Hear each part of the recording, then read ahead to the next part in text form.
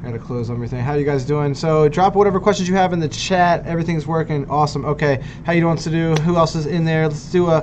Where are you guys? Are you coming into the stream for the first time tonight? Every time I do live streams, there is a bunch of engineers. I have no idea what the total number of people are in here. What happened? Hey, what's up, everybody? What happened was they changed the live stream setup on me, guys. They changed the software. There's too many good software developers and software engineers out there. They leveled up. So I used to use OBS, the streaming platform. Now they changed it. It's all different now. It's all different. So here we go. So drop. What I want to hear is, where are you guys from? And in the same line, what type of engineering are you trying to become, or are you now? And then start just peppering in questions. And I'm answering engineering questions tonight. So people ask me a lot about different types of majors and how you can get certain types of dream jobs with certain types of majors. I get so many questions about virtual internships right now during COVID-19. I can help you with that. I know a couple people running virtual career fairs. Also projects that you can do stuck at home during COVID-19. Should I go to grad school instead of trying to get a job right now? Should I just delay your career? Just like what I did in 2009 when I graduated with my civil engineering degree, right into the explosion of the housing bubble when it was crazy. So drop your questions into the chat. Stream started a little sloppy, but now we are off. So a couple shout outs here. If you are first time here, let me know. I'll give you an extra shout out. So Rajiv, thanks for coming onto the chat, onto the stream. Adam Madden, awesome advice for industrial engineering. Industrial engineering really to me has two things. Industrial engineering, guys, is the study of human factors and designing things such that they are safer to use or more efficient. So you either save time and you usually either save human life, like as a traffic engineer, doing things like making sure that with a stop sign, you don't get confused, it's red. And then even if you are colorblind, it says stop. And then it's the only one that is an octagonal shape. So there's all this uniformity. So industrial engineers work on things like that. And then also industrial engineers work on things like creating efficiencies within the manufacturing process. So basically like the factory industry has the need for industrial engineers. Great question. Stephanie D, shout out to you. Thanks for coming out. Dakota Mercer, thanks for coming out. Sadu, what up? Sadu Screening Room, guys, go give Sadu's Screening Room a little bit of love. He's on the 1% Engineer team, core team. He's got a YouTube channel where he talks about cinematic games and cinematography and just cool things within that. Every time I try to explain it, there's always something that I've missed about what he's up to, but he's a really cool dude. Go give him some love. Subscribe and hit the bell to his channel if you can. Awesome, Jason. Thanks for letting me know that you can hear it. Drop your questions into the chat, guys. If you're just joining on, we're doing engineering student advice, engineering career advice. Vanish, thanks for coming. Jason Scaff, thanks for coming. Big Lenny Jr., cool name. Thanks for coming. Strategos, thanks for coming. Don't have a lot of questions here, guys. Keep dropping your questions. I have no idea how many people are on the stream. This is such a weird setup. I can't tell what my count is. Oh, 15 viewers. Okay, that's cool. Here we go. So answering questions here right away, guys. So just keep right on dropping questions in. So software developers, that's funny. Civil engineering, that's great that you want to be a civil engineer. I can answer really good questions on that because I am a civil engineer. Vanish says, 14-year-old and I want to do something in future technology. So a lot of young engineers are really attracted to electrical engineering and mechanical engineering and computer engineering because they want to work with robotics or nanotechnology or solar cells. All three of those are very, very strong for the future. Also, aerospace engineering, very strong, super strong. If I were to redo all of this, if I was a young engineer about to go into college, I would be a mechanical engineer with the intention to be an aerospace engineer and work for SpaceX. I don't think that's the absolute best. I'm just most attracted to that, and I know it's going to be awesome for the future. Let's see here. Big Lenny says, finishing up my CE, I guess that's civil engineering degree soon. Currently interning for a contracting company. Yep, sounds like a civil engineering firm that I worked for last summer. That's great. What are you trying to figure out? What question do you have? What's your next goal, Lenny? Jason says, first time here. Awesome. Make sure you subscribe. Guys, give this live stream a like if you're in here right now, because then a couple more engineers will be able to find this. So drop a like on this live stream right now, and also hit the bell and subscribe. I'm just going to go live randomly a whole bunch nowadays. If you don't have the bell turned on, you won't know, and you're going to miss out. So make sure that you see all that. Let's see, what else do we have here? Guys, thanks for the questions. Keep dropping them into the chat. Try to keep up with you guys. Should I get my master's degree? So, Moment, awesome. Thanks for coming. Guys, hit the subscribe button, too, if you're here for the first time. Should I get my master's degree or wait to work first? Major civil engineering, transportation. So that's exactly what I did. I studied transportation in grad school. I did traffic engineering. I went right into grad school sort of as an emergency. I didn't really plan on it. I didn't really want to. I didn't really think that that was ever something that I would do. But it happened because of the economy. I think there's a lot of students right now that are considering grad school and doing some sort of academic situation because of the economy. But all the universities are trying to figure out what they're doing. I think this is what you should do. Here's the answer to the question. So guys, the question is, should you go right and get your master's degree or get experience first? Great question. Lots of people have this question. So how do you know if you're making the right choice and picking the right master's program unless you've went out and worked in that industry? If you have had 2, 3, 4 internships and you fell in love with something, right? And you really, really know that that's the thing you want to work on for a long time, you can go ahead and get your master's. I think that's rare. I think it's far more valuable, and also when I went right into grad school, I was kind of an outlier. A lot of engineers got like 4 to 5 years experience, got their PE, especially for civil engineer, got their PE, got 4 years of experience. They learned their industry, sharpened their teeth a little bit, and then what they did was they knew exactly what niche and what lane to enter for their master's degree. Because you become a technical expert or some sort of, even if you're going to get your MBA, you should know that you want to be a leader and you want to be a manager of projects instead of being a technical thought leader. And the only real way to know that stuff, guys, is you got to go get a job and start getting experience. So that's my suggestion. Now, COVID-19 is different. COVID-19 is a different time, a different era, right? And so if you can get a funded opportunity or some sort of decent opportunity where you aren't going to go in incredible debt, like I got my grad situation funded, then maybe you should do that. Okay, next question. Thanks for the question. Drop more questions into the chat. Guys, if you're just jumping on, only a couple people here. I wonder if it's too late to stream or if I messed up by starting the stream falsely for the first time again. I need to figure that out, but a couple more people here. If you're just coming on, guys, drop an engineering question in the chat. Doing some engineering student advice here tonight. What is up, guys? No problem for the shout-outs to do. Let's see, 14-year-old, future technology, already got that one. Let's see here, what else do we got here, guys?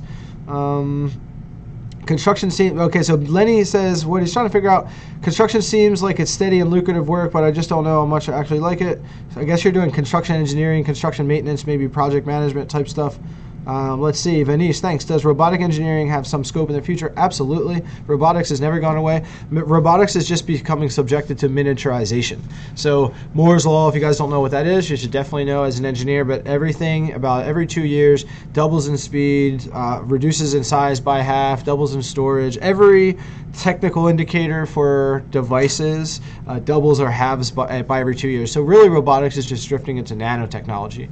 And then there will be a paradigm shift when we can't make nanobots that, I mean, we're already making nanobots that are like smaller than human blood cells and like tiny, tiny things. So I think it's still a really, really good field because we're still going to use nanotechnology in space. Yeah, and with health, we're just getting started with health and nanotech.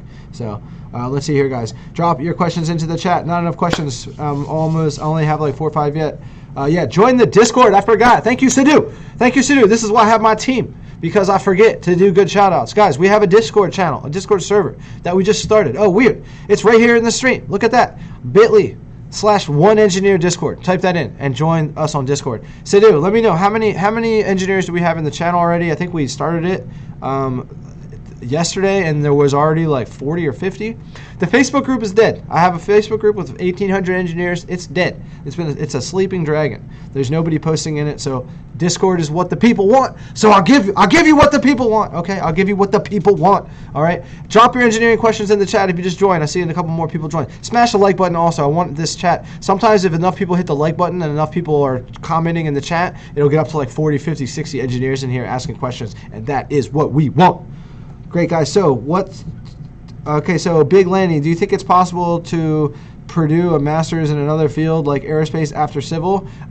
Maybe, or pursue. Do you think it's possible? I mean, yeah, there may be some requirements. Like, for example, a master's degree in aerospace engineering probably requires like you to have a thermodynamics credit in undergrad, so you might have to take some online courses or some equivalent. Maybe you can avoid it. I don't know. I think every university is going to look at this one differently. So you should be emailing the professors of these programs who would be accepting you and just talking to them and engaging with their admissions department and be figuring that out, like very specific questions like that. Like, hey, this is what I have as a civil engineer, and there's probably some content around it and somebody who can answer those questions, but that's really good. There's most likely a couple credits you're going to have to add.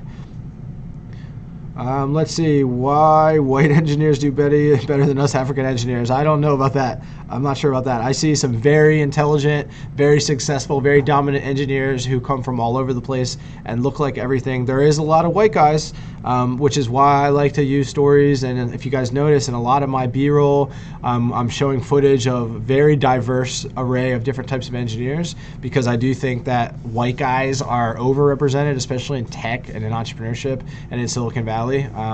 But I don't think, like what you said white guys do better. I don't know about that. I mean, I don't think so. I see some very genius things coming from all over the planet from all types of people. I think white guys are just overrepresented in certain industries. That's highly true. Okay, so next question. If you want to open your own business, like this. This is what we did here. Let's see here. Open your own business. What are the basic things you need to do that? You need to figure out a problem in an industry that you understand and create a business, a product, or a service that solves that problem. That's how you be successful. Don't worry about your idea or whatever like genius big idea you have. That doesn't matter. Find a problem in an industry that you know about and solve it, and then tell people about it, and they're going to say, please take my money because I want you to fix this problem. That's how it works. How much vector analysis did you do in the CE curriculum? I found that part of Calc 3 annoying. Okay, so here's my math. I need to almost stand up for this one. We need to stand up. We need to stand up for this to talk about math. To talk about math in civil engineering. Okay, so I took 3 calculuses. Calc 2 was the only course in undergrad that I had to retake. Calc sucked. And then Calc 3 wasn't too bad, but we did more of a coding type of 3D. Oh, it was terrible. Calc 3, like coding and programming in MATLAB, and then 3 engineering maths, and then engineering statistics. And I think I only needed like one more freaking credit. One more freaking class for a math minor, and I didn't do it, but because don't do that, guys. Math minors, nobody cares. Nobody cares. But the amount of math, even for civil engineering, was just technically like the easiest of the engineerings. Get ready for a lot of math. That's just how it goes. Get ready for a lot of math. All right, guys, what is going on over here in the chat? Project management. Yep, awesome. So how much? Okay, there you go. So Samuel, I hope that answered your question. 45 people have joined the Discord in the last day. Awesome. Love that announcement. Join the Discord if you're just dropping into the chat, guys. We got to get more people over there in the Discord. Trying to, my computer, I got like 2 screens over here and the webcam's on one. I try to like look at you guys, but then the chat's over here. Maybe I can move it to the side, but it's okay. Let's see. What else are you guys saying here? Nursing student, but I really like engineering videos. Awesome, love it, Ivan. Maybe you can be a biomedical engineer. I think there's a nice unity between people who are interested in medicine and medical, especially medical technologies and engineering. That's really what biomedical engineering is. Okay, let's see here. So Pepe says, thanks for coming out. Pepe says, I'm a mechanical engineering major. Do you think should still put in applications now while the COVID-19? Applications to what? Be specific, guys. Applications to internships, applications to jobs, applications to undergrad, to grad school. We're engineers. So I learned this when I was in grad school, when they ripped my writing apart originally, because I would say things just like what happened here. You said, do you think I should still put in an application now? Again, it's like application to what? Like you have to make sure that there's almost no misunderstandings and no theys and like leaving any sort of vague aspects. Even if we were talking before, there's so many conversations going at once that I forgot, you know? You just need to make sure the details are there. Okay, Chris L. Here we go. A little different topic here. I'm 31 years old, expecting to graduate in the fall next year, 2021, mechanical engineering. That's great. I haven't got any internships yet due to my regular job, which is what? I'd love to know what that is. Are you in the industry? Can your job somehow help you get into the mechanical engineering industry? Is there some relationships that you can leverage? Are there some ways that you can network with people virtually right now? That sort of thing on LinkedIn. I want to know what you're doing now. Would it be a good idea to pursue a master's in renewable energy? Yes, but again, I really need to know what you're doing now. and what you've been doing before. Because if you're 31, I mean, I'm 30, turning 33 next month. Like, I have 10 years of experience. I mean, I don't work in corporate engineering or anymore, left it behind because we're part of the startup. We were on Shark Tank last fall, so check me out on Shark Tank, ladies and gentlemen. That was really fun. We're still the same guys. We're still the same guys, though. We're still the same guys. All right, so let's see. What are I doing in civil engineering right now? What am I doing in civil engineering right now? Just kind of asked that. I was in transportation. The thing with me was this, guys. I really liked being a civil engineer. I really liked working in the industry. I made good money. I enjoyed my team. I didn't have like issues with bosses for the most part. But I was always really proud of to talk about what I was doing, but the work was go back to your desk and really work in a software environment most of the time. That was the two jobs that I had were very much so that. And for me, I'm more of a social person. I'm a communicator. I wasn't really able to thrive in that role, and I was just very unhappy. So I was always working on other side projects, and eventually those side projects turned into businesses, and those businesses created things that were cool enough to leave engineering behind. And last year I joined this startup, and then we started something else together that was a speaker coaching business because I did so much TEDx producing that we were able to land pretty solid contracts. And I coached speakers from Microsoft and IBM and Equifax and T. Rowe Price, and that stuff was nuts. All the conferences are dead right now, so no more speaker coaching. So I have a little bit more time to get back to YouTube, and the 1% Engineer Show is back. But I am not like Matthew Tran. I like him and I understand the controversy that he is in right now, but Engineered Truth is a very different YouTube channel that discourages people from being engineers. I do not think that is at all what you guys should be talking about or worried about. Engineering is a great field where you can make a great income and you can have lots of respect and work on cool projects for an entire career. There are some engineers like Jeff Bezos and Elon Musk who studied physics. And I know I'm still mentioning these old white guys, but there are plenty of startups that have an engineer on their team that broke away and did something else. And also tons and tons of engineers who have thriving careers, make tons of money, and crush it working for a massive organization. I really think that that messaging is something that is a little distasteful, that like, oh, don't be an engineer. If it didn't work for me, it's not going to work for you. Like, I don't agree with that, and that's not what this channel is about. This is how you can have a killer engineering career and rise to the top of your industry and become a 1% engineer. That's the point of this community. And if you're not in the Discord channel yet, guys, speaking of which, join the Discord channel right now. Join the Discord channel. My core team person right here, Sadhu, just gave an announcement. We got 45 people in the channel already in the server. So why don't we get that past 50 right now? You got 18, 20 people. Let's get it up to 60. Join the Discord. Join the Discord channel. I should have linked it. Can somebody link it in the chat? I guess I can pin it. Maybe I need to pin it. My chat's being weird, so I'm not in the chat. I can see it, but I'm like not signed in. Something's weird. I still got to get back to the streaming stuff, guys. I'm figuring some things out. All right, back to questions. Why are people retracting messages? Are you guys saying weird stuff? All right, let's see. No, your age is not a problem with finding jobs. Don't worry about that. How much math do I learn in uni? Do I use today? None of it. I didn't use any of it. I mean, some of the theory, maybe, but as a civil engineer, not really. I mean, bridge engineers definitely do. I didn't use any of it. Most of the stuff in university, what it does is it's not the content of university. It teaches you how to solve really hard problems, and it puts you in intense environments where you got to crank out a project and multiple different projects and work with different people. It is like a pressure cooker. Imagine like if your career was being a person who diffuses bombs, okay?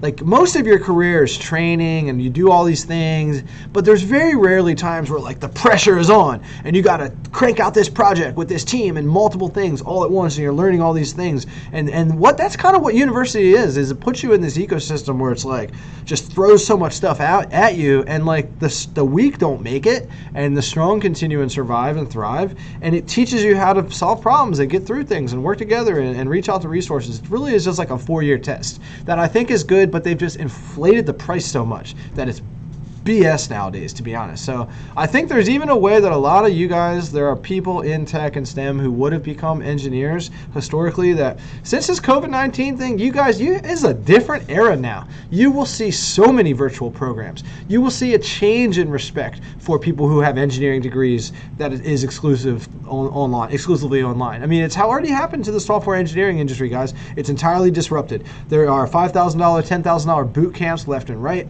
where we're sitting right here. There's a big organization right in my backyard called Zip Code Wilmington.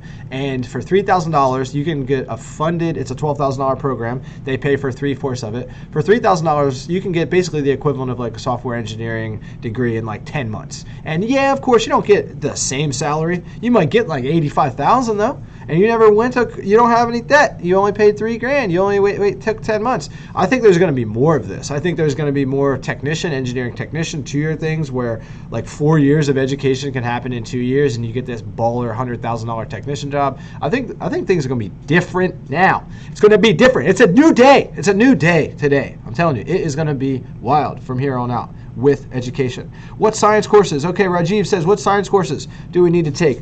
If you're in high school, if you're in high school, late high school, take as many AP, calculus, physics. I took AP Calc, AP Stat, I took AP History. We didn't have AP Chemistry, we didn't have AP Physics, but take those 4 if you can. Calc, Stat, Chem, Physics. Because you basically need to like flex your muscles. Like you got to get your brain and like your academic self so ready for engineering because it's hard. Like the engineering curriculum is not easy. You can do it and you can achieve it. You got to put in time. But like I felt like it was a huge step between high school and college for my civil engineering program. It was hard. Jason says, hey, can I have an interest in biomedical engineering as well as a civil? Yeah, that's great. Both are interesting, but can I get a master's in bio? Yeah, I'm pretty sure those can cross. I think so. Biomedical engineering is so weird that there may be some biology courses. Again, there might be some undergraduate credits that you need to go back and take. For example, I didn't have a single biology credit, but I could have taken it as science electives.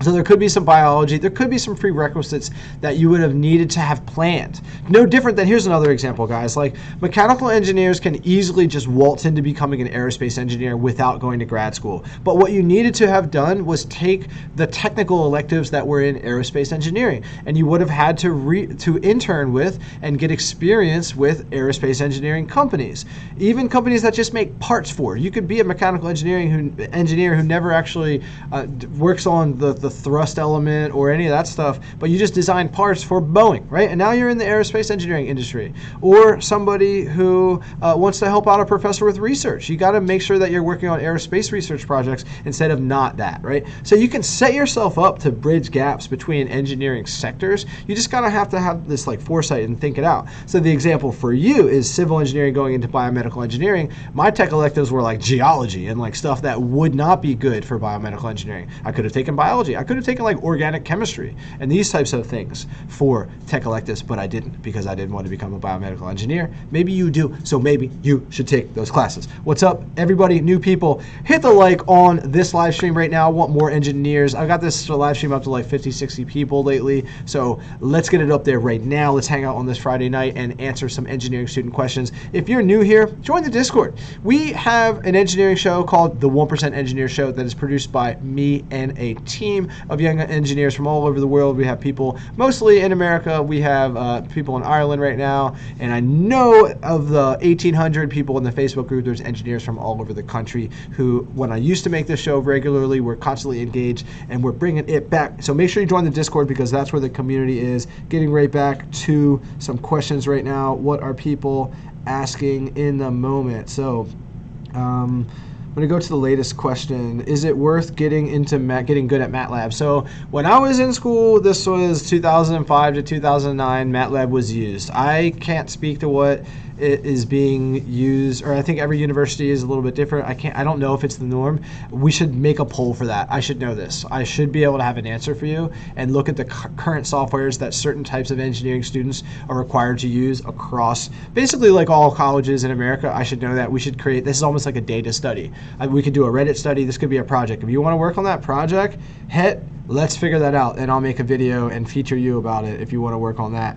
Lenny says, I need to go back up through the questions. Mechanical engineering, currently working for a job in robotics. How many applications did I have to put in to find my first engineering job? Great question. The question is, how many applications did I have to put in to get my first engineering job? I put in 75 applications, and I only got interviews and opportunities where I already knew somebody at that company. Let's think about that for a second. I put in 75 applications, and I kept a spreadsheet meticulously, followed up, only got interviews and opportunities where I knew people. So Then I came to find out later, guys, that 80% of all job opportunities don't go advertised because I don't want your application. For Nerd It Now, we're training 4 or 5 technicians right now who at some point will make like $25 an hour to repair iPhones. I interviewed 10, and we're still only going with the people who are referrals and are suggested. And this is what people want. Like we want people to suggest a team member that says, oh yeah, I know this person and trust them, so they're not going to let you down. Honestly, that's what it is. Or give this person a shot. That's how I got into grad school. That's how I got my federal highway internship. That's how I got my research internship. I already knew the professor. That's how I got my job when I came back to the East Coast. I just emailed all my old buddies. I was like, hey boys, I'm coming back. And they were like, hey, we're hiring. And I had a job offer like the next day. And my mom was like, are you going to apply for jobs? I was like, nope, I'm not going to apply for a single job. I'm just going to send a couple emails. And that a couple emails was, several emails, but I have a big network. I have all these people that I've networked with. That's another reason why maybe you guys should start your own project, start your own blog, start your own podcast, start your own content project where you start to build a community and you have more of a network around you. Like if I need access to any type of engineering, anybody, mostly 1% Nation, you guys, you have a connect. Like you guys know somebody. You have a friend of a friend or a professor or somebody right there in your backyard, and it's a really powerful thing. And so I'm trying to also figure that out in terms of job opportunities for you guys. That's going to be another thing. We're making apps for this. What's the Discord chat group name? It's right there in the stream. It's called 1% Engineer. I don't know if there's another code to do. Tell me if there's like a code or something more simple that I should be using than that like custom link that I'm using. Most college STEM class credits you can get through high school will be beneficial. Yep, absolutely. Calc 2 was really hard. Drop your questions in the chat, guys. I want some more questions. What kinds of internships did I do? So I think I mentioned a couple of those, but I interned at a civil engineering firm that was more of a land development firm. So I did drafting and laid out kind of like big like 200 plot housing developments. And then in my junior year, I did engineering research. I worked on a traffic engineering project where we set up cameras and we extracted video data. And from that video data, we could analyze vehicle speed, vehicle count, vehicle type. And then also the bridge would trigger. There were strain gauges on the bridge. So when trucks would vibrate the bridge a lot, we would signal data to be collected then to see if it was a traffic jam or to see if it was trucks. We're pretty sure it was trucks that did it. We had the same trigger with an air quality control system where when the air quality sensors would trigger, we thought it was the trains right outside the station. We were right. So we had a very similar camera system where we're just extracting data from video, all automated. Senior year, summer, I did that as well. And then I got my third piece of experience with the Federal Highway Administration. I interned with them over a winter session. That was really powerful because it's technically like working for the government. And then I went to grad school. Did multiple papers and research projects, safety and roundabouts, pedestrian safety, lots of things where we then took the cameras. Now we're like putting them on bridges and buildings and like looking down at bigger projects. It was a lot of, usually I worked with a lot of camera systems and looking at traffic and looking at data. And then for my actual career, it was very cool. What we did in civil engineering was imagine a city. Most of these cities are right next to the water. Okay, Chicago, New York, these cities are right next to the water because it was always a shipping city, right? Cities in California are newer. They weren't built there because of access to the sea in the same way. It was built because of after the gold rush. And so anyways, what it is when a city needs to build a new bridge, everything changes, right? Imagine one new bridge into New York City, all those bridges, right? And so it changes both sides of all the trip distribution. And what we're talking about right now is travel demand management, okay, and travel demand forecasting. And when you build a bridge, you use maybe a couple $1 billion of taxpayer money, and then you invest resources for like 50 years. So you better not make the wrong decision. So cities and entire state budgets will bake in this type of urban planning for infrastructure projects, and they needed to hire a forecasting team. I was on the team to basically model what this bridge is going to look like in 50 years. That's what I did for my civil engineering career for like 5-6 years. That was really fun. And then a couple other more boring things, but it was a good day to be alive back in the day. In the civil engineering days that I actually have. Back in the day. Hit the like button if you like stories and actual practical examples of projects and things that engineers work on. I think that's one of the issues nowadays is that you guys don't really get to see what it looks like to be an engineer today. what it looks like to actually get a mechanical engineering major. What types of jobs can I get? And what does it even look like to have this job? There's this big disconnect. And so eventually there will be a platform where I can pair you guys up with mentors, or we can do tons of job walkthroughs and tons of sit downs with people who are in certain industries and actually talk to them about what they do and how they navigate their job and that sort of things. If you guys like that sort of thing, drop it in the chat, and maybe even drop in that type of job or that type of career. And if I know enough to pontificate on that right now, we can have that conversation. So drop more questions in the chat, guys. I'm just going to be streaming for a while. We've only been going for 33 minutes. I think we started at 9:50 or something like that. But I used to do this back in the day, back when they invented fire about 2 years ago. When I stopped streaming, I would go for like 2-3 hours sometimes and just answer questions, and there would just be people in the chat hanging out. People hanging out. Who's been hanging out from the beginning? Who's been here for about 30 minutes? Sadu, you've been here for about 30 minutes. What's up? No code. Simply 1% engineer. Awesome. What kind? Okay, so getting back to questions here, guys. Did Discord link in the description? Maybe. Yep. I need to do that next time. I'm not going to do it right now because I think people are going to get impatient and leave.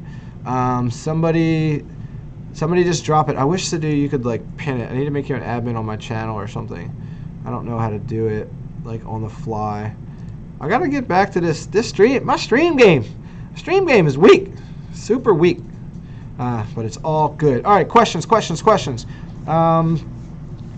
Let's see. Something about criminology. No question. Is there a difference, Armin? Thank you for the question. Is there a difference between transportation engineering and urban planning? Yes. I think we talked a little bit about that. Urban planning is more like forecasting. Transportation engineering is a very broad. Urban planning is technically a pillar or support aspect of transportation engineering. So transportation engineering is incredibly broad. It includes freight, so non-actual human traffic. It also includes air, sea, vehicle traffic, even like transportation engineering and traffic engineering could be like livestock movement, and again, like I said, freight, like technically like the oil pipeline industry is still also transportation engineering.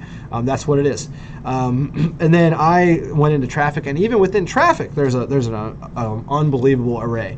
You have safety, you have then human factors, you have roadway design, you have pedestrian things, you have wireless vehicle technologies nowadays. It is unbelievable, like just how like deep and narrow all these different niches of engineering go. It's incredible.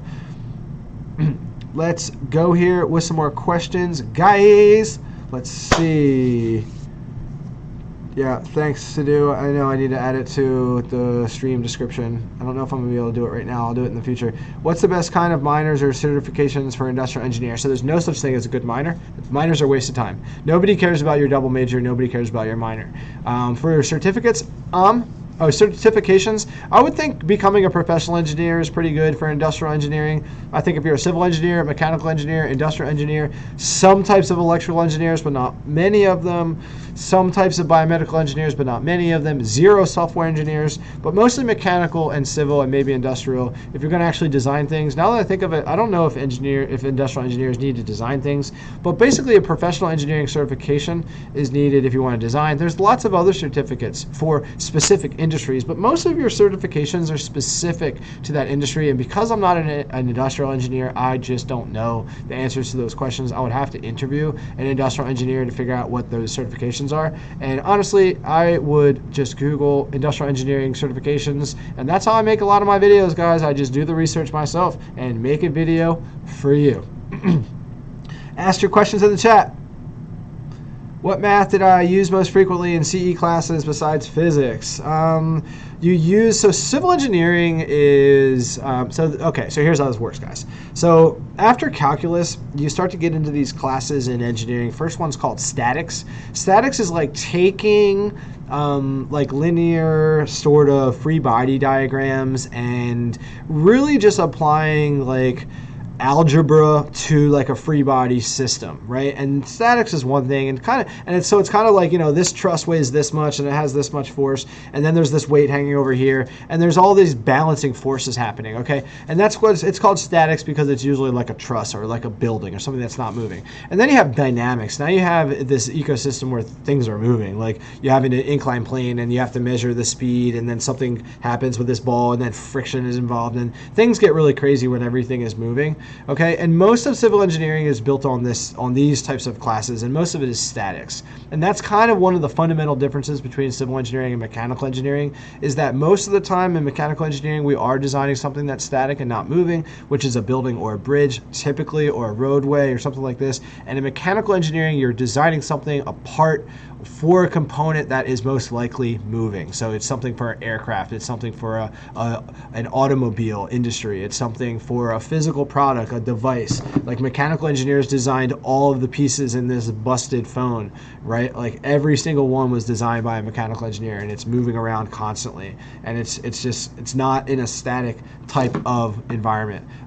So that's kind of the differences. Am I going to watch the SpaceX launch on Saturday? Yes, I will. Yes, I will. I used to be a board member of the Mars generation, where I was a part of helping aspiring astronauts and essentially like 1% engineers that wanted to become people who worked in the space industry.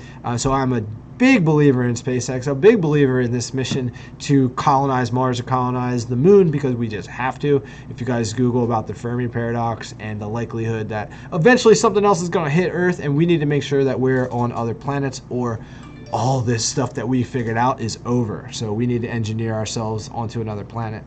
How do I know if engineering is the right path? What a great question. And I get so many of these questions, Conrad. Thank you so much. So how do you know if engineering is for you? How do you know if engineering is the right path? What are the keys that you're looking for? Okay, so first of all, the big tell. I get this question a lot, guys. I get this question. They say, can I still be an engineer if I'm bad at math? And the answer is you can, but I don't know why you would do that, because so much of engineering is a math type ecosystem that already is kind of a tell. Like I was kind of like a 7 or 8 out of 10 on my math skill. Like there was definitely a lot of smarter kids than me, but I was good at math, good enough, right? I didn't struggle until it got really hard. Like yeah, Calc 2 was hard and that sort of thing, but I was okay, you know? So if you're struggling in math and calculus and physics and these calculus based, like kind of when math starts to get kind of complicated, because algebra is one thing, geometry is one thing, then you get into the calculuses and you can start to, you know, if you get math or not, right? If you're good at math. So that's kind of an early tell. The other one is if you are someone who likes to solve problems, if you are somebody who takes things apart and want to understand like how something works and why, and maybe how to make it better, faster, cleaner, something like this, this is the type of thinking that engineers need to be doing constantly. This is the way you need to navigate your life. If you're constantly trying to reverse engineer anything, like, well, how did that happen? Or why did that happen? Or why is that like that? Like, this is how an engineer thinks. It's somebody who's always looking for, trying to understand things, looking for ways to fine tune. And I early on when I was young, I found that I was very just super critical of like the world and like, well, why is it like that? And why is it, this could be better? And I was kind of a little like arrogant in how I thought. Not that I thought my ideas were better, but I kind of walked around like too much, like trying to engineer the world a little too much, and always trying to be like, well, why don't we do it like this? And like, you know, but it is this type of thinking that I think is vital for engineering. I have videos that are just all about this. Is engineering right for me? How to know if I'm you know, I'm going to be a good engineer. Like, just if you YouTube those things, you'll find my videos. They exist. What does a typical day at work look like for an aerospace engineer? That would be a really good video. I think you need to go over to my friend Jess, Kayak Jess, her YouTube channel. She has some really good aerospace engineering content. She's still in grad school. I think she's already has her master's and she's getting her PhD in aerospace engineering, which is awesome. I think she's like a thermal, like works with the thrust of aerospace engineering. I need to double check on that. I don't know why my webcam constantly changes colors. It's a little bit weird, a little bit annoying. If you think that's annoying, mention in the chat and I'll get a different webcam. Okay, what else we got here? Thank you for the questions, guys. Thanks for hanging out with us tonight. Thanks for hanging out, 1% Nation. If you're not in the Discord channel yet, join the Discord because we are trying to make that community thrive over here. How much electrical engineering is the same as computer science? Good question. Okay, so the difference between electrical engineering and computer engineering is basically nothing. They're like the same degree. Computer engineering and computer engineering and electrical engineering, basically the same, okay? Now, you asked what's the difference between electrical engineering and computer science? Huge difference, okay? So computer science is an entire different type of degree altogether. So computer science is an aspect of computer engineering where it more so looks at application management and product creation, but not the absolute, usually within an environment that already exists. So it's more data analysis, and these types of things can stem off of computer science, where you may not be actually like building an app or building a product or building a software suite. That's what software engineers do. So electrical engineers, to actually answer your question, what's the difference between computer science and electrical engineering? Now, electrical engineering requires enough coding and computer science knowledge that there is a nice crossover. There are plenty of computer science courses for electrical engineering, but far more and deep into the theory in computer science itself, okay? And you will not work with the physical components and devices and instrumentation and control within computer science that you would in electrical or computer engineering. So I hope that answers your question. If you have a follow-up question to that, drop it in the chat. If you're enjoying the stream right now, if you're getting value from this 1% Engineer live show, drop a like into this video. I want some more people to drop one in. And did you guys see the video today? If you didn't, I dropped a video today. Make sure you have the notification bell turned on for this channel, because I go live randomly at y'all on 9-10 o'clock on Friday night. I'm just gonna go random, and I'm dropping videos without a schedule really. I'm kind of doing Fridays. I've done a couple Fridays in a row, and it's doing pretty well. Last time I checked, I got like 500-600 views on the video today. But I want to get to 1,000 views on release days now, because 2 videos ago that happened, and I want that to be the norm. That should be the new norm. Drop your questions in the chat. Get into questions. Let's see. How do I find an internship during these times for civil? This is what you need to do. All right. You need to tweak the crap out of your LinkedIn. Your LinkedIn needs to look beautiful. Go to my LinkedIn. You need to make it look like that, okay? You need to have a fancy banner that you can make for free in Canva. In fact, for the 1% Engineer Kit, I probably need to add my LinkedIn banner templates and just give them to you guys, okay?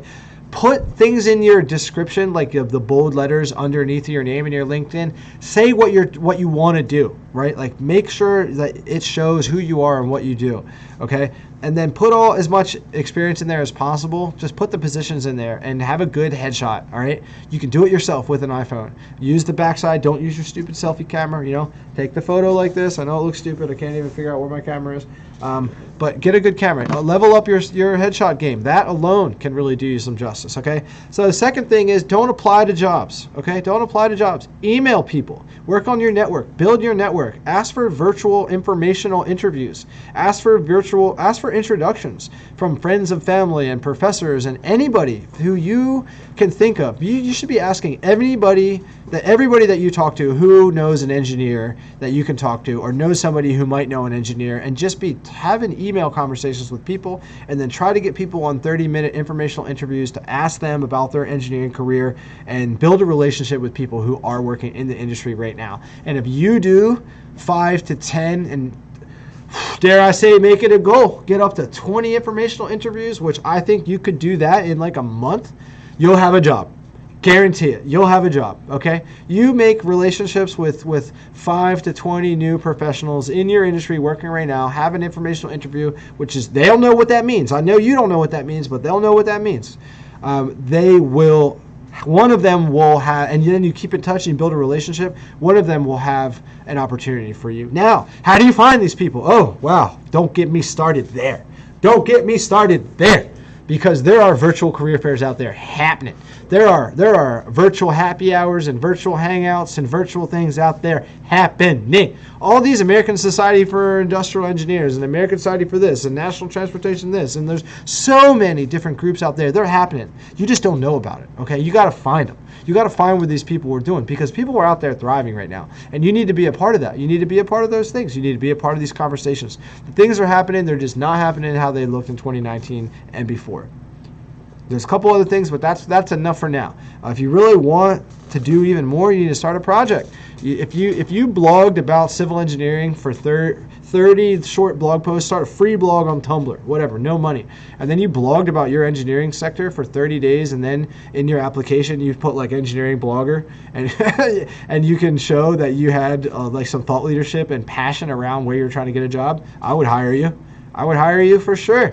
Like we just gave somebody here an opportunity, and he was like, I wanted to work on computers my entire life. And then these other kids were like, this and that. And I'm like, I'm gonna hire the one who like, and he was like, yeah, I've fixed 12 computers in the last couple months. So like, yeah, we're gonna hire you, right? Because they had experience, they had a project, they showed stuff. You guys could do that too during COVID. Look at this. If I ever wanted to get a job back in engineering, which hopefully I do not have to and will not want to, because this startup stuff is a lot of fun. Like this project, I've been able to leverage my way into good situations because I'm like, listen, 1% Engineer Show. People are like, oh, that's cool. Yeah, we'll give you an opportunity. It's like, yeah, great.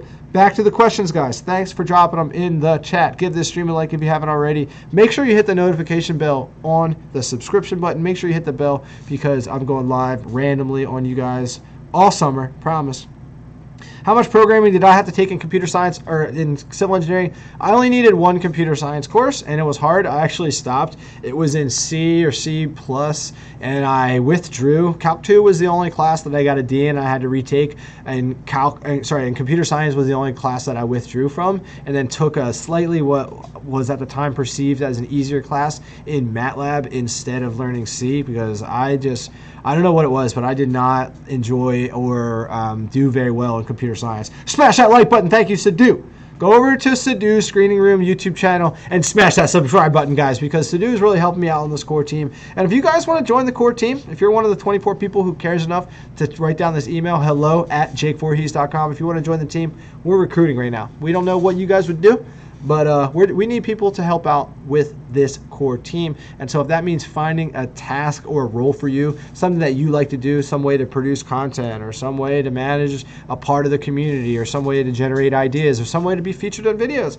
I need to make some day in the life of a fill-in-the-blank engineering student, aerospace engineering, day in the life of a software engineer, mechanical engineer during COVID-19. That's a cool video. I need your help with that because I'm not a civil engineering student anymore, and I don't think I can do a day in the life of a civil engineering student without a civil engineering student who's active right now. So I don't even think I could do that video without one of you guys. So these are just some examples of I would want to feature core team or somebody who has a channel, somebody like Sadhu. Sadhu's got a YouTube channel. Go subscribe to that. Sadhu's Screening Room. All right, what textbooks do I recommend for new civil engineering student? Pro tip, okay, pro tip. And for this pro tip, make sure you subscribe, okay? No textbooks. I don't recommend any textbooks. Don't read a textbook. Don't look at a textbook, okay? Don't look at a textbook. What you need to do is for your classes and in terms of exactly what you're going to be reviewing and learning, like, yes, look at your course material like a couple days before. Don't read textbooks. Like, no, please don't read textbooks. Start a project. Build something, do something, build a portfolio, make a website about engineering. Like, don't read textbooks. Like, people want people who go out and do stuff, build stuff, make stuff. That's what engineers do. Like, I know that a piece of being an engineer is being a bookworm and studying, and that is okay. But like, you show up to an internship, or sorry, an interview, and you give off this vibe that you're the textbook reader, you're last in line for opportunities. I don't care if you have a 4.0, I don't care if you have double major, like that's just that attitude is not what 1% engineers do, bro. Just just no, okay? No textbook questions. You won't, no. Let's see. Thank you. I really like, so Devish, Diveyash, sorry if I'm botching your name, but that's okay. But thank you so much. I really am glad that you recognize that the videos are getting lots of likes right away. Today I looked and it was at like 64 or 70 likes and 0 dislikes. Guys, that stuff helps so much when videos get released. The algorithm wants to see comments right away, likes right away, views right away, because it shows that people are like watching this video. There's a community behind it, and that's the point of the Discord, and that's the point of the email list and all those things, is like when a video drops, it's like 1% Nation, like where are you? Like I need you guys. I need you guys, right? I need you guys. So like videos right away, comment, and so I'm just responding to a comment because the community, you guys, 1% Nation is noticing. Guys, thank you so much. You guys are noticing. I feel like some of the professors don't really teach and end up just reading out through their slides. It's very frustrating when you have to teach yourself everything. Yeah, that's absolutely right. So unfortunately, a piece of academic engineering is broken. 1% Nation broken because universities, unfortunately, is a business model. And one of the ways that engineering universities make tons of business is by winning huge research grants and huge project grants. And the way that they do that is by publishing research papers. Okay. And the more papers you produce, the more funding that you get and the bigger teams that you create. And so, like, for example, my engineering professors at University of Delaware, where I went, and I know this because I did research for one for over a year, he had to pay his own salary. 25% of his own salary had to be baked into his research grants. So he didn't even get his full pay unless he worked on tons of research. 25% of his professor's salary he had to get himself. And so they're just really, really pushed to crank on research. And unfortunately, you guys think that your tuition money is a lot of what colleges make? No. You look at endowment money, you look at research grant money, universities are an endowment and a research machines. That's what they are. So unfortunately, a lot of professors they don't care about the teaching part. The universities don't either. They'll take your tuition money and make it rain somewhere, but it's not usually valuable teaching. So when you do find professors in university ecosystems who are a little bit different, who care, cling on to them. Show up early. Go to their office hours. They're the good ones. They are so rare. You have to give them some special attention because they want to help you. They want to help 1% Nation. Honestly, they do. So make sure you reach out to them. Okay. Make sure you try to build better relationships with those types of professors because they are rare enough. Okay. What civil engineering side projects can you do? Just Google ideas. What are side projects that civil engineers are doing right now? There's definitely news about it. So for example, there's a civil engineer out there who's setting up field hospitals. There's probably a civil engineer who was designing masks. I mean, all the things that are innovative. There's civil engineers who are most likely figuring out some sort of system to move goods around, food to seniors and medical devices to seniors. There's some sort of infrastructure need or some way that I can't think of any projects off the top of my head because the biggest ones are like if you could engineer a ventilator, if you could deliver food somehow. Basically, like I know all the problems. I mean, we as a computer shop, we've made more money in the last 2 to 3 months than we did all of last year already with the computer game. So there are civil engineering applications and teams and in all engineering applications right now that are killing it. And there's usually media stories around these things. You guys should be doing this research. But in terms of specific projects right now, I think you should be doing COVID related projects for a little bit more impact and a little bit better idea. But in general, civil engineering projects, you could start a BIM portfolio. You could try to get a hacked version of that software. You could download Revit and start making 3-dimensional models of buildings and bridges. You could do some sort of content series where you release studies of civil engineering feats and big civil engineering people, and you could just create something, do something, get creative, make something, like find them out, build scale models, right? There's so many examples, but you just got to actually get out there and do stuff. That's why reading textbooks is not advisable, because you're not left with anything except for just textbook knowledge, you know? Let's see here. More technical projects. Do I use programming in my CE courses? I only used MATLAB for things. I didn't have to really do any Arduino board coding or any other C or any Java or C stuff. No, I didn't. Civil engineers didn't need to code. Mechanical engineers didn't need much code either. C+ was brutal. Yup. Thanks, Armand. I need a subscribe pillow. You do need a subscribe pillow. You need to smash that notification bell, Sidhu, yourself over there, and get yourself a subscribe pillow, okay? Because you know what, Sidhu? You're not a YouTuber. You're not a YouTuber until you have a subscribe pillow. I'll tell you that. That is for sure. My school, so Armin says, my school had Python. Great, yep, for electrical and computer engineering. Okay, so I'm interested in gadgets, machines, PCs, mobiles. That's great. Hardware, speakers. What kind of engineering? Do electrical engineering, if you're still around, or mechanical engineering. I mean, honestly, like either one of those. Computer engineering, this is where it's like you pick, because you can get there's a lot of anxiety around picking the wrong engineering major. It's not really a thing. Like a mechanical engineer can work in any industry they want. If you're a computer electrical engineer, you can really be pretty diverse. I know lots of civil engineers that work in mechanical engineering firms, vice versa. Like it's like once you have an engineering degree, it's such a powerful thing, guys. It's just so good. I'm grabbing a bottle of water. Don't go anywhere.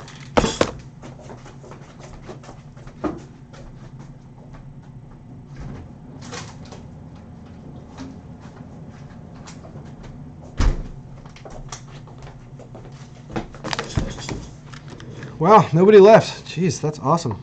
It's 26 when I left, 26 when I came back. Okay, what do we got here? Not gonna lie, some companies reject under 3.0 GPA. Oh yeah? Well, so much for that, because I think they say that, but I think it'd be really interesting to see what happened if you had a 2.8 and you put a 3.1, and you see if they find out. Am I advocating that? I'm not sure. That's what I'm saying, but I think I know a lot of engineers and a lot of people in general who have done it, and trust me, they don't care about GPA. So it's used as a weeding device, a filtering device. So 2.7, 2.8, 2.9, 2.5, I mean, I did not graduate with a very good GPA, guys, okay? So GPA did not carry me into any opportunities. They might use it as a filter because it might show that you were lazy, it might show that you were not focused or whatever. But nowadays, like, GPA means less than ever before. If you want to get into grad school, yeah, GPA matters a little bit, but in the hiring game and the employer and the join my team type of perspective, GPA, whatever. But I've heard lots of stories of people just fudging their GPA by a couple points and whatever. If you guys know of stories of people getting burned by that, I should make a video about that. I don't know enough about that. And I just want to be clear here. I'm not suggesting lie about your GPA. I just know people have changed it on resumes and they were fine. What else we got here, guys?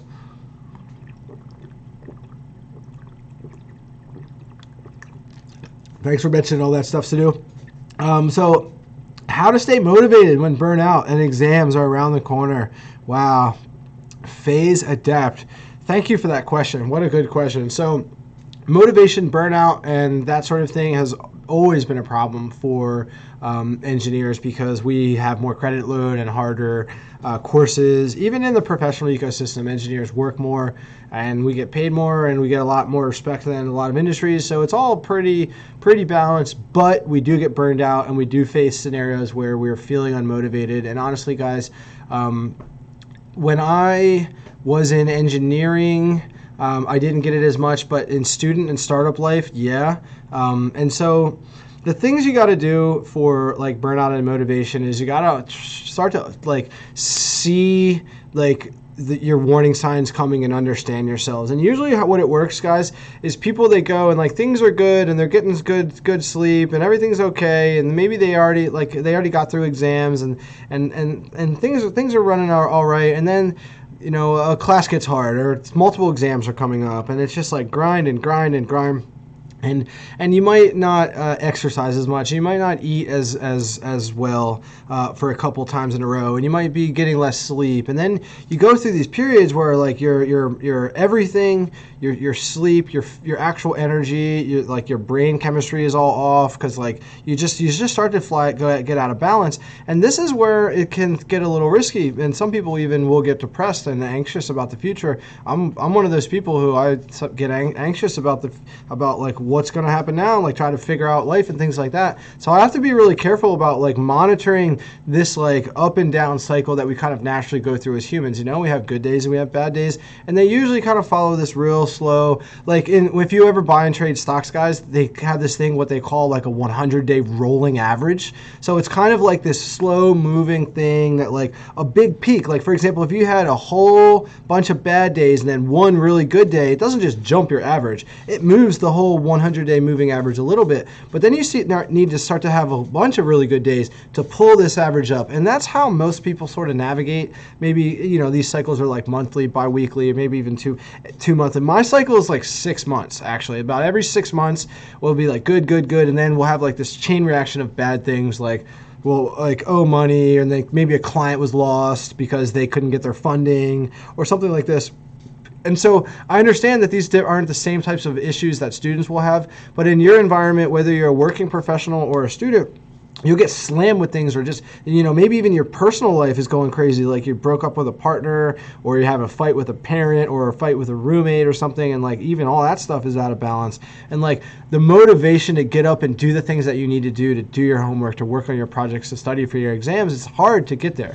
So here are the things that I focus on, okay? So when I wake up and I've been having some bad days and I'm ready to be like, okay, today's gonna be a day that like we're gonna get moving again. So wake up and just do little things. Just get started. Do your laundry, wash all your dishes, clean up your apartment, clean up your room, do a little thing. Do that little thing up on your room, like straighten up that photo. Do that thing that you've been kind of just walking past for a month or 2 months that you need to do. Go dump your trash. Just get started. Get moving. And then it's like, well, okay, just did that. And then honestly, like if you guys haven't exercised consistently, and if you are exercisers, if you guys run, if you guys do any sort of exercise or go to the gym, work out, drop it into the chat. Let me know if that's a part of your routine, because I find, like, my mom's a marathon runner, and she tried to make me be a runner, but I couldn't. But like the endorphins, and if you just exercise after you've had a series of bad days, you feel so good and so optimistic and like, yeah, and so positive. And it's that brain chemistry. Endorphins are such a powerful neurotransmitter that really helps like me snap out of stuff. I listen to a lot of like Joe Rogan and like Gary Vaynerchuk and like motivational, like, yeah, you know, like it's not the bad days are going to be harder than the good, and not like the hustle porn stuff, like the you just got to grind it out, like, but just the motivational, like it's just inspiring to hear these people who, you know, have done it and been there for many more years and grind out the work. I really liked, what's his name, Thomas Frank. He has a really good student studying YouTube channel. I've tried to learn from him here or there. He has some good things about motivation and things like that. So I hope that helped you. Guys, if that helped you with a little bit some tips on motivation, give that a like. I also think that you have to do the harder things right away. So like don't procrastinate things in the day, because you're just not going to do that hard homework or that hard project. Do things with other people. Find an accountability partner. Find another student partner, family member, teammate, best friend, whatever, who checks in with you. Like, honestly, even somebody on my team, I think it was Hamza. I don't know if it was you. Sadu, was that Hamza or you? But he was like, I want you to check in with me like once or twice a week. Make sure I'm doing my homework, and like just be an accountability partner. That's another way you can stay motivated. That's why gym partners work. That's why like riding partners work for certain industries. Like somebody who's they're going to go out and like cycle together. Like they just do this together. They push each other. All right, guys. I'm just going to read some questions here. Do companies look at your transcript when they're hiring you? Not really. They look at your resume. Thanks for that question, Samuel. Stephen Diaz, do I know about petroleum engineering? I do. I know that you shouldn't be doing it because the oil industry, unless you're like in Saudi Arabia, or if you're in a part of the world that is like Houston, that is very oil centric, like I think that's okay if your family's from there and that sort of thing, and that's like a part of your home culture or your home environment, that's okay. But the reality of petroleum engineering is that our use and reliance on oil is going to zero. And it could be in your lifetime, and that means that petroleum engineers need to pivot and adapt and figure something out, because the engineering is not looking as good as aerospace or electrical or computer or civil or mechanical engineering. So I'm not going to make videos on what do petroleum engineers do, and if I do, I'm going to talk about how that industry should be pivoting. And as a petroleum engineer interested person, you should be looking here, because I think your industry is dead. And I'm really upfront about that. I don't like chemical engineering as much either, because nanotechnology and the non-reliance on synthetic chemicals is becoming more popular. It's not good for our health. It's not good for the environment. It's not sustainable, right? So it would have to be organically, chemically engineering things, but still we're not talking about, like, that's oxymoronic, right? So I don't like chemical engineering either. It's still a big industry. I'll make a what do chemical engineers do video eventually, probably, I don't know, later this fall, but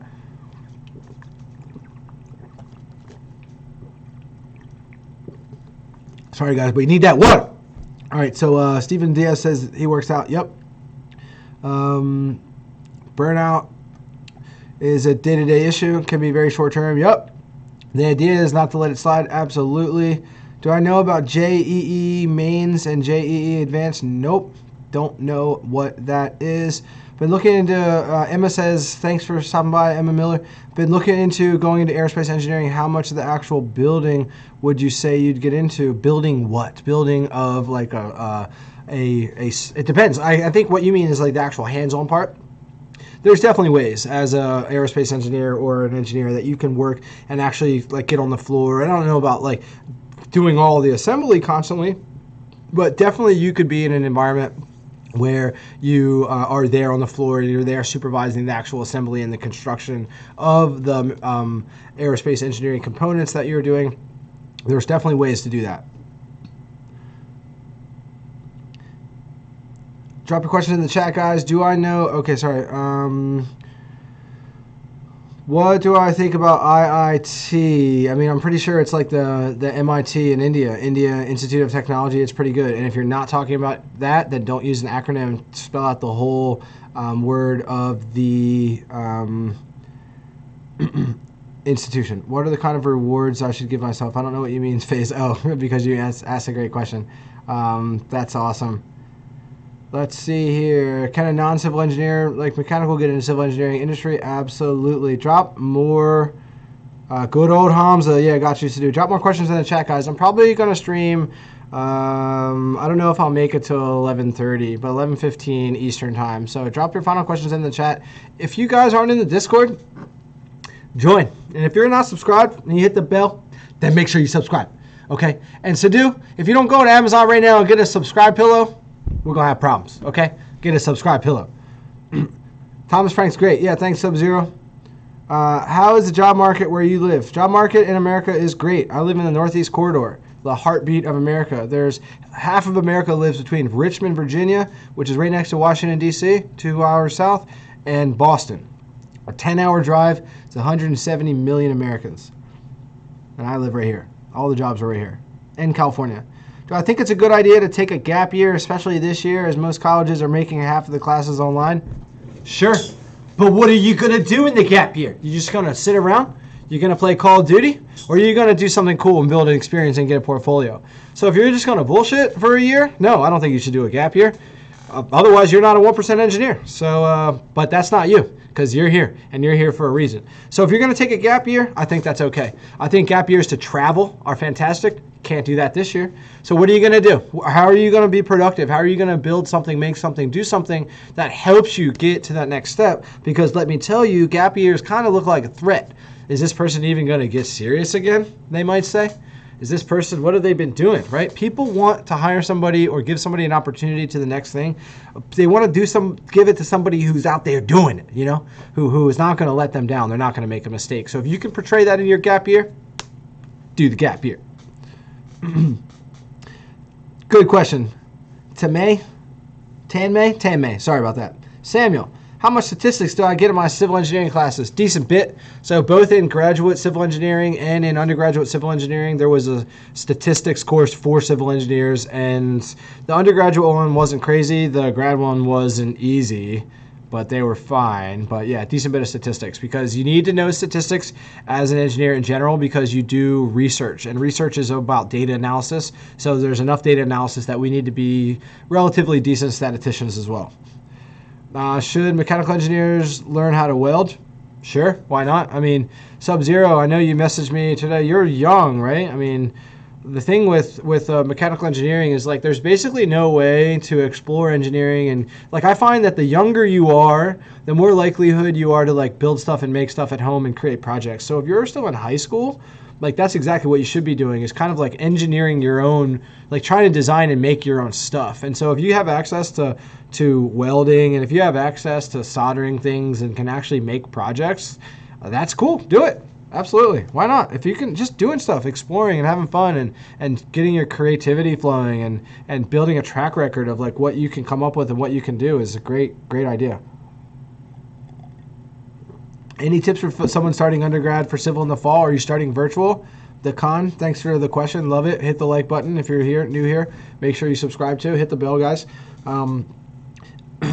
Any tips for someone starting undergrad in the fall? Yeah. So reach out, start building relationships with all your professors. Figure out if there's a way that you can get course lists, or figure out if a professor is willing to put all of the students in virtual classrooms over the summer so you can meet and basically be building relationships with engineers all summer and collaborating on projects and just, like, getting to know each other and learning. But getting your professors to introduce the class list to each other is something you can do. But basically, I really just think you need to be starting your own projects and working on some sort of projects or building some sort of track record. Download some illegal software and just get SolidWorks, get AutoCAD, get MathCAD, get Revit, get something, BIM, and just start tinkering around. And even if it's just watching videos and learning about it, and you can type up what you've learned or something, but just doing something to show that you are producing some sort of quantitative thing that you can put on a resume, or it can be something that you can show. Like, here's my portfolio. Here I made these, right? Like, here are these 12 Reddit designs of these buildings that I designed during coronavirus. Yeah, I was sitting at home, but I was designing stuff, right? Here are all these SolidWorks things, right? I mean, you guys can kind of start to understand what I'm saying. Other than that, you can review your classes. This is still a question about what should engineers be doing before they start in the fall. This is specifically for civil engineers, but for all engineers, it's the same. Make sure you're reviewing your coursework. If you can buy those textbooks ahead of time, you gotta buy them eventually, so you might as well buy them now. You can start looking at the coursework. Again, email the professors, introduce yourself, tell them you're excited to get started. To ask them if you can help, ask them if you can get involved, ask them if there's any research or any way that you can volunteer with something. Like, I think building relationships with professors and finding other baller 1% engineers early is the path to success. I did not succeed in engineering because of my academics. I succeeded because I made friends with kids that were smarter than me, and I made friends with the professors. That's why today's video was, honestly, I know some of you might have said, man, this video, like, it's not all about just making good relationships with your professors. I don't know. That's what worked for me, because I didn't have the grades, and I got plenty of internships and lots of job opportunities and got to grad school funded and everything because of relationships with professors. So environmental engineering, Armin, is a great industry. I think you should look into it if you're interested in it. What do I think about material science engineering? Great industry. Guys, material science engineering is a type of engineering that is more so, it's a lot of the aerospace and the people who are working on. You ever seen an image of like a space shuttle returning and breaking through the atmosphere? There are engineers who need to work on that coding, and that specific product, that material, is manufactured and fabricated just for that one purpose. Like, material science engineers work on applications like that. I have a computer engineering friend who he works with tank automation for the military, and there are testing facilities where they drop it down to like 50 degrees Celsius and then drive the tank through this facility. There are material science engineers who are working on that metal to make it so it is bulletproof, it is freeze resistant, it is this and that resistant. Like, material science engineers do this type of thing. They're specifically engineering a type of, it's usually a coating or an item or an aspect to be added to a chemical reaction type of scenario. So it's a good field. But you definitely need to be pretty solid on your chemistry. And it's more of like a chemistry. It's getting closer to chemistry. It's kind of a crazy type of class. I had to take material science for civil engineering, and it's not easy. Couple more questions here, guys. Going to be clip the stream in maybe 5-10 minutes. Thanks for stopping by. Make sure you subscribe and hit that notification button so you don't miss out on future live streams, because I'm doing these randomly. I don't know when, but part of the reason for the live stream is that a video came out today, and I want to make sure you guys see that video. I want you guys to make sure that you're making relationships with your professors here in COVID-19 2020, because I really do believe you still can, and I think that will surge you ahead even if your academics are on pause. Matthew Diavilla also has a good YouTube for motivational that is great. Thanks for mentioning that. You can link it in the chat if you want to do. What do I think about IIT? I think I already asked that. Yep. What up, Jake? Peace from New York. Thanks, River. Thanks for check. Yep. I know exactly what you're talking about. I was just in Brooklyn last weekend. How does a person get into the automotive field when studying mechanical? I want to build and design engines. Great. You need to start labeling yourself as an automotive engineer. Like in your LinkedIn, you got to say aspiring automotive engineer. And you basically need to be doing informational interviews with automotive engineers. You need to know where they work in your area and be finding people who know those people who work in those companies right now, who design cars, who work on engines, who work on the parts for engines. You got to figure out which one of your companies, automotive engineers, who hires them in your area, and figure out how to get their emails and find them on LinkedIn, get their names. Their names are on company profiles, on public information on the internet, and then you find those people on LinkedIn and you send them a message. And you can do informational interviews with automotive engineers. If you do 5 to 10, you will have a job opportunity for sure. Are you willing to go through that work, and are you willing to go through that networking grind to build that relationship and get an opportunity? That's the difference between 1% engineers and everybody else out there. So I expect you, you're now obligated to subscribe. No, I'm just playing. You're now obligated to message them on LinkedIn. That's what it is. I need a LinkedIn pillow. Sadu, can we do the research on that? Can we get LinkedIn pillows? You're now obligated to message on LinkedIn. Let's figure that out. Can we do a little call to action right there? Let's figure that out. Could a mechanical engineer go into material science engineering? Absolutely. Absolutely. That is a good question, a good fit. So what that mechanical engineer would most likely have to be is a mechanical engineer that was basically the same type that would like minor in chemistry. You should be taking material science, tech electives, and chemistry related electives that would align best with a material science type of era. Thoughts on software engineering? You don't have to add just the question mark, bro. I know it's the question, okay? I appreciate being polite. Thoughts on software engineering as a comment. Software engineering is a great ecosystem. There's just a gold rush to it. And so the issue now is those of you who are planning on getting 4-year software engineering degrees, it's going to be interesting one day. It's hard to say now, but right now there's such a gold rush to these software development boot camps that it's like, wow, are you going to regret wasting 4 years and spending extra money if all these companies have just figured out how to train boot camped software developers, right? That's what we got to figure out. And I still think that the software boot camp sort of industry is new enough that we don't know. We don't have enough data yet. We still need, I think they've all been booming for the last like 2, 3, maybe as old as 5 years ago, but there's been a huge explosion of coding boot camps and things like this over the last couple of years. So we will see. But software engineering in general is the most trafficked field on YouTube. There are tons and tons of need for them, and that's not going away for a long time. So it's a good industry. No problem, Nikon. Thanks for the info. Love it. They say, have been working hard on CAD. That's fantastic. Also, Discord group now has 50 people in the 1% engineer crew. That is great. Love it. Thank you, Sadu, for that update. Guys, join the Discord. Thank you. Thank you, 1% Nation, for 5 of you actually for joining the Discord. Really appreciate that. Get your final questions or shout outs. Guys, who wants to help me with a day in the life of an engineering student video? If you're a type of engineering student, you're stuck at home, day in the life of a certain type of engineering student during coronavirus, I want to figure that out. Comment below if that's what you are interested in right now. Is a PhD in engineering, Soba says, is a PhD in engineering overkill and useless if you want to do research? Well, actually, that's pretty funny.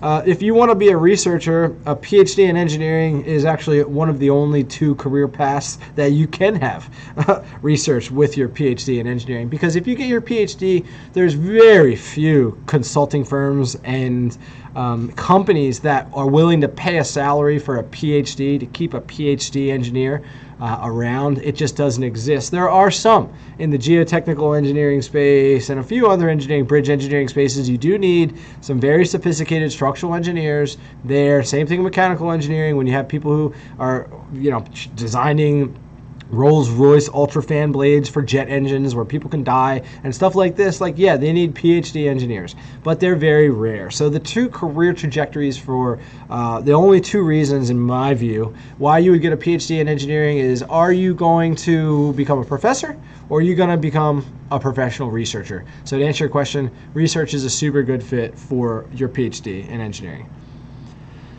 Couple more questions here. How much math do mechanical engineers do? So tons. You're going to most likely have 3 engineering maths. You're going to have 3 calculuses. You're definitely going to have to take a thermodynamics. You're going to have to take fluid mechanics. Lots of math. Lots of math. Every engineering has lots of math. Join the Discord channel. Thank you so much.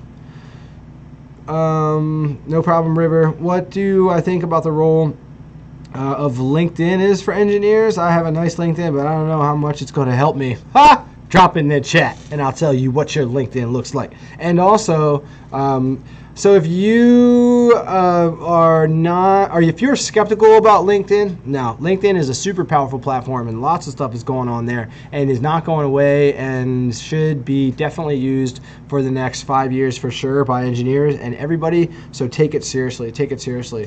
Drop your LinkedIn in the chat and I'll tell you if it's good. Let's see here. Yeah.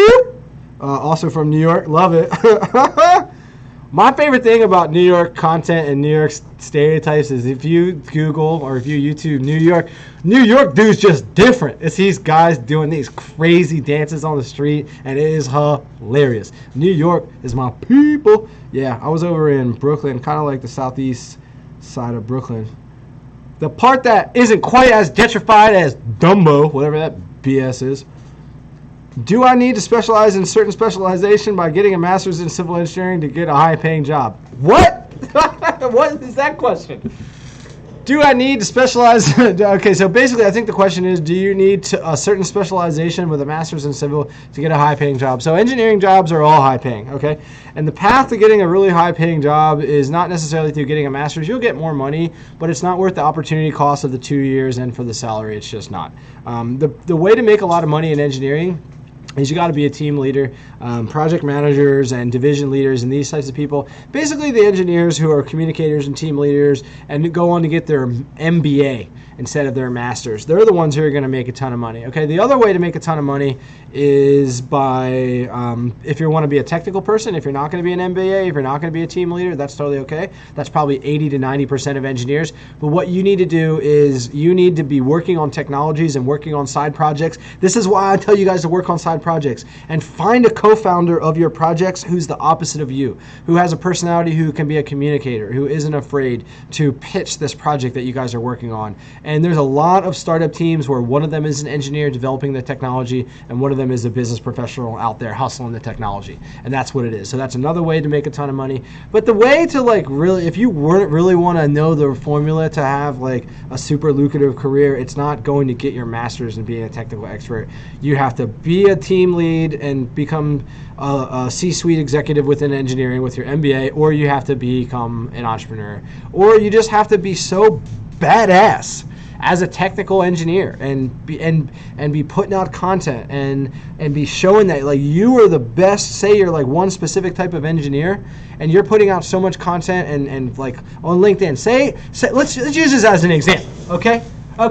If I'm on LinkedIn and if I'm on some platform, which I did on YouTube, and I'm one of the only engineers putting out a certain type of messaging every day for a year, right? It's like, wow, this person is the expert. Okay. This is what it is.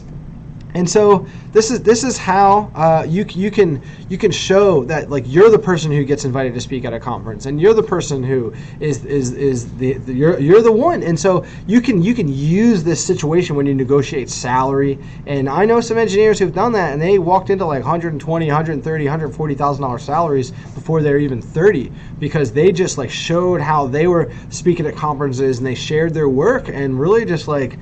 On the internet, even though there's plenty of other engineers out there who are better and smarter than them, they had a more powerful personal brand, right? You can do that and get a really high salary as well. Okay, a couple more questions here. I'm going to try and clip the stream in another couple minutes. Doing a BS in aerospace engineering. Trey says that is great. Interested in doing an MS in aerospace and material. Do I think a master's in material science could make sense? Sure, but you don't know if the master's, don't try, like, this is what everybody does. They try and choose their master's degree before they chose their undergraduate degree. Like, no, like you will know at the end of your engineering journey or your engineering 4-year if master's is even something you're going to consider. But don't try and pick your PhD before you graduate high school, bro. That's what people be doing, okay? All these engineers, they ask me, they're like, oh, and then it's like they got the next 35 years of their education planned out. I'm like, bro, like, close the book and turn on Fortnite. Like, honestly, you just gotta live some life. You gotta get there. Like, you don't know what you like and what you know until you figure out what you don't like and what you don't know. Okay, and that's just what it is. You have to get out there and see what it's like to actually be a part of that engineering field until you invest another 2 years in a master's degree. Okay. Can I send a Discord link in the chat? Can I send a Discord link in the chat? Yes, I can. Let me just open it up real quick.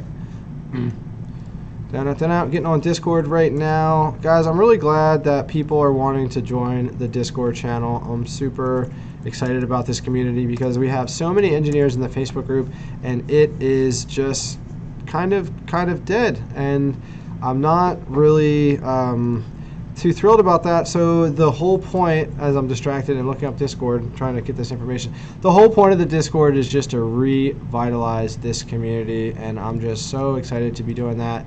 Here is the link. I'm putting it in the chat. I wish I could like pin it. Can I pin it? Can I pin it? Discord link. Pin. Oh, no, I can't. But you guys can see that it's me. Anyway, back to the chat. Okay, guys, what is good? All right. So, there's a Discord link. Do I think that professors are most likely to lose their jobs in the future due to online education? Nah. You guys already heard the professors make all their money for universities by the research they do. It's not about the facilitation of education for them. Should you make a LinkedIn tutorial for engineers? Yeah, I've gotten a lot of requests about LinkedIn stuff, so I'm going to do that. Thank you. Is architectural engineering better than civil engineering regarding job opportunities and demand? No. There's only about 1/3 of the architect-related jobs versus civil engineers, and for a lot of projects, architects are just not needed. And I can't remember if that's architectural engineering versus architects, but I looked up all the data, and there's like 3 or 4 times more civil engineering demand than architecture engineering, and there's just not as many programs. I don't think there's that many architectural engineering programs at all. I remember doing research, there was only a few. So I think you can become an architectural engineer through your thought leadership and just maybe doing some free education with a civil engineering degree. But if people are on the fence, I always encourage civil engineering because it's more broad, it's stable, you can still get into architecture stuff if you want. You can't do the reverse though. So if you do architectural engineering, it's kind of a little bit more challenging to get like a brute force regular civil engineering job, because technically like architectural engineering is in a way a subset of civil, if that makes sense. Okay, a couple more questions here, guys. Love from India. Thank you so much. Do companies look at your transcript for an internship? I think I already asked that. No, not really. Now, if you have tech electives that align with their industry, that is a good thing for you to have. That is a good thing for you to have. Thanks so much, guys. I'm going to be saying goodbye here right now. Thoughts on taking the FE exam? Asterisk. So, civil engineer, yes, take it. Mechanical engineer, yes, take it. Electrical and computer, maybe, but probably not. And chemical, software, all those other ones, no. Does ranking matter in getting a job? No, not here in America, not in the West. All right, guys, that's the last question I'm going to take. So look for another video next week. I'm probably going to start live streaming on like Tuesdays or Wednesday nights and Fridays or something random. Make sure you guys subscribe to this YouTube channel, because this is the 1% Engineer Show, where we help young engineers rise to the top 1% of their career, and we do that by releasing videos once a week. So make sure that you subscribe and hit the bell. Make sure that you find the link to the Discord channel, which I dropped in. Look for my yellow name in the chat. Guys, join the Discord channel. I want to make sure that you're there, 1% Nation. And guys, stay hungry on your quest to become a 1% engineer. Give this video a like, because I'm going to leave it live, or I'm going to leave it on the channel, so that people can find it and watch this 90 minutes of greatness, this 90 minutes of advice that I hope helped you guys. So stay hungry in your quest to become a 1% engineer, and we'll see you again in another live stream. Peace out, 1% Nation. Love you. Thank you so much.